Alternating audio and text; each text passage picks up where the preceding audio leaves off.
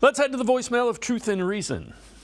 This is Ron Emanuel from Dayton, Ohio. I was wondering whatever happened to the kicker that kicked for Pittsburgh when their kicker was hurt last year. He was doing pretty good. He was a great long-distance kicker and was very consistent. Go Browns. Amen. So I appreciate all the voicemails. I believe, Jeff, he's talking about Matthew Wright, who is currently with the Carolina Panthers. Where are you at with Cade York? Look, it's not a fun situation to be in. And the Minnesota Vikings, when Kevin Stefanski were through a situation of this similar years ago when he was there, and had a young kicker named Daniel Carlson. The Vikings quickly grew fed up with Daniel Carlson, kicked him to the curb. Daniel Carlson is now the Las Vegas Raiders kicker and one of the best kickers in the NFL. Look, it's not ideal. It's not. And today, again, made all his kicks.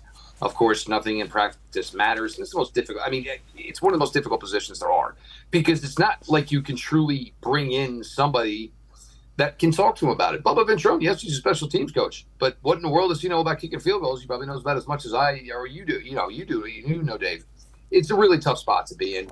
And last year, and I know you remember, Dave, last year, what did we say a lot? Well, let's not be putting things on a rookie kicker. It's a bad practice. It's a bad idea of doing things. It worked week one, and the other time they put him in the position and they were relying on him. It didn't work. Look, it's a mental thing. His footwork is not always consistent, which seems to be anybody who's got kicking experience seems to have the same belief of.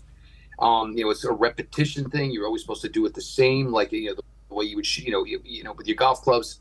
So, look, he puts in the work, he puts in the effort.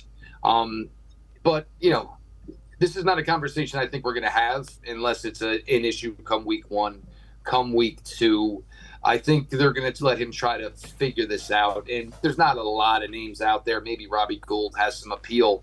But at 38 years old, you don't believe that Robbie Gould has got, much distance from probably over 50, whereas Cade York, when he's right, can be, a guy who can consistently hit from 55 to 60.